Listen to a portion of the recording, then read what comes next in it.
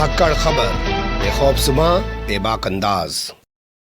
धाकड़ खबर के news room से मैं आपके साथ हूं अकरम रईस खान। आप सब लोग जानते हैं इन दिनों उत्तर प्रदेश में ब्राह्मण सबसे ज्यादा चर्चा का विषय बने हुए हैं। पिछले काफी समय से हर पार्टी उनको अपनी तरफ लाने की कोशिशों में लगी हुई है, क्योंकि आरोप लगाया जा रहा है कि ठाकुर यानी कि राजपूत जाति से ताल्लुक रखने वाले उत्तर प्रदेश के मुख्यमंत्री आदित्यनाथ योगी के राज में सबसे ज्यादा हत्याएं ब्राह्मणों की हुई हैं। लेकिन आम ब्राह्मणों की हत्याएं हुई है ये तो एक अलग मसला है, नेताओं की हत्याएं हुई है ये तो अलग मसला है। लेकिन उत्तर प्रदेश में जो ब्राह्मण अधिकारी हैं उन पर भी कम अत्याचार नहीं हुआ है। लगातार ऐसी तस्वीरें सामने आती रहती हैं कि ब्राह्मण अधिकारियों के साथ किस तरीके से मारपीट, धक्का मुक्की, बदसलूकी की जाती रही है, लेकिन वो अपने साथ होने वाले अत्याचार पर बोल भी नहीं पाते हैं। कार्रवाई की तो बात बहुत दूर है, आपको यकीन नहीं आता। ताज़ा तस्वीर आज ही की है जो मुजफ्फरनगर से सामने आई है, वो मैं आपके सामने रखने जा रहा हूँ। उसे देखकर आपको अंदाज़ा हो जाएगा कि इतने धक्के खाने और इतनी गाली खाने के बाद भी ये अधिकारी कोई कार्रवाई करने की हिम्मत नहीं जुटा पा रहा है। और सबसे बड़ी बात यह है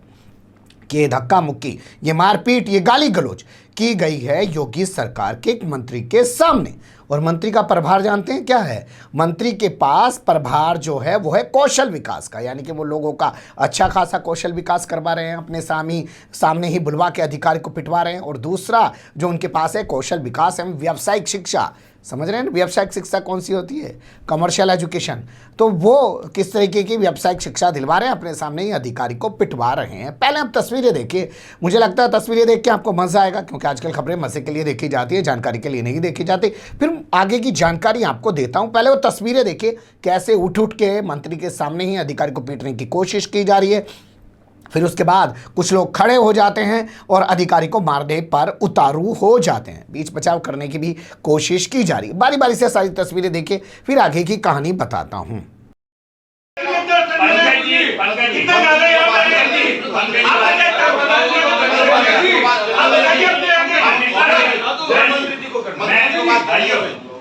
पंकज जी, हम सदन में बहुत बता रहे खाली होएगा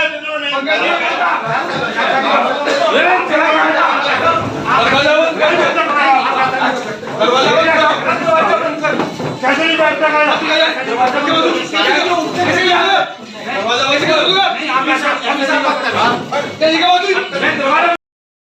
अब यहां से कहानी की शुरुआत करते हैं। तो सबसे पहले इस घटना स्थल की बात कर लेते हैं। तो घटना स्थल है उत्तर प्रदेश का मुजफ्फरनगर जिला। मुजफ्फरनगर जिले में सिंचाई विभाग का डाक बंगला है। डाक बंगले में सिंचाई विभाग के जो एक्शन है, नाम है उनका हरी शर्मा। हरी नाम की इज्जत ही कर लेते कम से कम। हरी माने तो भगवान होते हैं, लेकिन उस नाम की भी इज्जत नहीं की। और ये वो लोग हैं जो अपने आप को उद्यमी बताते हैं, इंडस्ट्रिस्ट बताते हैं, महज़्ज़ब बताते हैं, बड़े पढ़े लिखे हैं, बड़ी गाड़ियों में रहते हैं, बड़ी बड़ी फैक्ट्रियों के मालिक होते हैं, बड़े सारे लोगों को नौकरियां इन्होंने दी होती है। ये हरकत कर रहे हैं। तो सबसे पहले बात घटना स्थल की। अब बात कर लेते हैं कि मीटिंग किसने आयोजित की। मीटिंग आयोजित की, जैसा मैंने बताया आपको, कि कौशल विकास एवं व्यावसायिक शिक्षा के स्वतंत्र प्रभार मंत्री कपिल देव अग्रवाल के जरिए कपिल देव अग्रवाल ने यहाँ पे एक्शन को तलब कर लिया और अधिकारियों के सामने बैठा दिया। और कैसे वो अधिकारी को हड़का रहे हैं कि हमें क्यों नहीं बताया, हमें ये क्यों नहीं जानकारी दी, हमें वो क्यों नहीं जानकारी दी, हम कहाँ चले गए थे। तो जो हम वाला स्टाइल है ना, वो भी मुजफ्फरनगर के लोगों के मुंह से कभी सुना जी आपने? हम तो वहीं आ जाता ना जहाँ आदमी राजा समझ ले अपने आप को। पहले वो टोन सुनिए मंत्री की, फिर देखिए कि जब मंत्री इस तरीके से अधिकारी को हड़का रहा है तो उसके अगल बगल बैठे भाजपा के समर्थक ये तो टूट पड़ेंगे उस पर। सुन लीजिए पहले। तुमने हमको बताया कि कार्रवाई क्यों करनी है, ये तो हमसे बात करते, हमारे तो कर रहे हैं, तो हमसे बात करते कि साहब ये मामला होना है, इसी तरीके की कार्रवाई होनी है। सर हमारे अधिकारियों के भी हमारे पास लेटर्स है, हमारे पास पूरा लेटर्स है कि आपको कार्रवाई करना है, हमको बात करते हैं। तो आप समझ चुके होंगे अब तक घटनास्थल के बारे में भी और किसने बुलाया और किसके साथ हुआ है। अब उस अधिकारी की ज़बानी कुछ कहानी आपके सामने रखना ज़्यादा बेहतर होगा, पर मुझे लगता है उससे पहले कुछ जानकारी मैं ही आपको बता देता हूं। बताया जा रहा है कि कुछ लोगों ने अपनी फैक्ट्रियां जो हैं वो सिंचाई विभाग के नाले पे बना रखी हैं, उन लोगों के खिलाफ FIR दर्ज है। तो इस अधिकारी ने जो एक्शन है वहां पे जाके उनको तोड़ दिया। बस तोड़ते इसकी तो मुसीबत आ गई।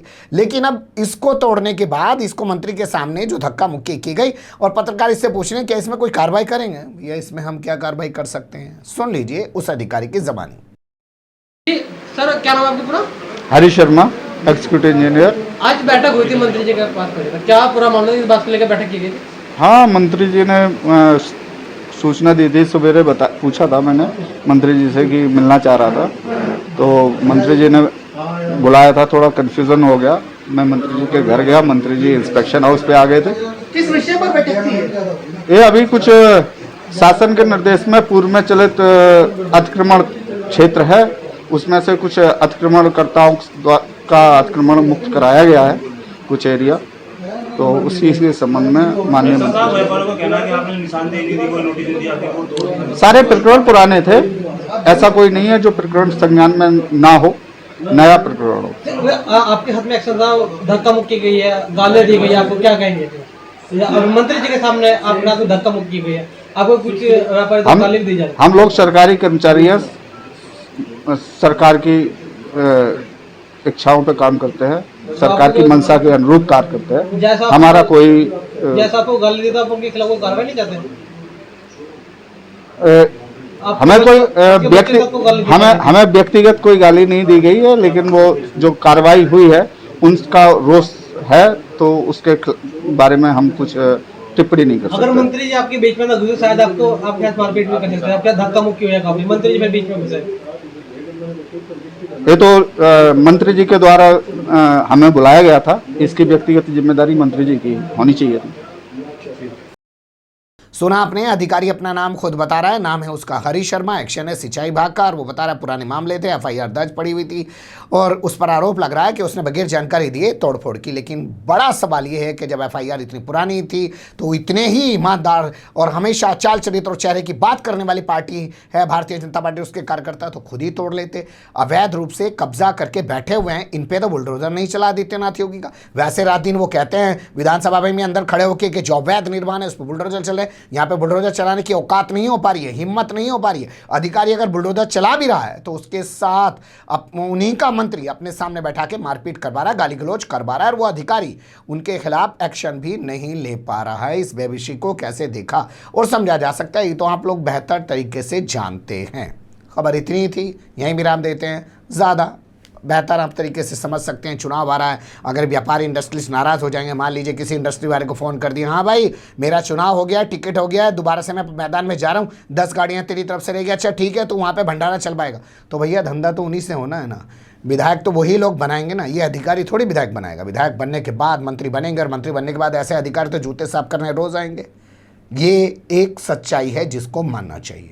तो इसलिए इस वक्त इनको ज़्यादा अहमियत दी जा रही है और इनसे बुला के अधिकारी को पिटवाया जा रहा है। लेकिन ये बहुत सारे सवालों को जन्म देता है। क्या उम्मीद की जा सकती है कि भारतीय जनता पार्टी अपने इस मंत्री पे कोई एक्शन करेगी, या ये अधिकारी एफआईआर दर्ज करने की हिम्मत जुटा पाएगा, या मंत्री को ही इस मामले में एफआईआर करनी चाहिए कि भाई मैंने एक अधिकारी को बुलाया, मेरे मान सम्मान का मामला था, मेरे घर पर आए हुए व्यक्ति के साथ तुम लोगों ने बदसलूकी की, कैसे की आप तुम लोगों ने, लेकिन क्या वो कर पाएंगे? ये सब चीज़ें छोड़िए, इधर उधर की हैं, लेकिन सवाल उठना लाजमी है। बने रहेगा धाकड़ खबर के साथ। फिलहाल कमेंट्स के रूप में आप लोग अपनी राय दे सकते हैं, खबर को लाइक कर सकते हैं, चैनल को सब्सक्राइब कर सकते हैं और ज़्यादा से ज़्यादा हमारी खबरों को शेयर कर सकते हैं। फिर ऐसे ही किसी सुलगते हुए या उलझते मुद्दे लेकर मैं आपके सामने हूँगा हाजिर। फिलहाल अभी मुझे दें इजाज़त।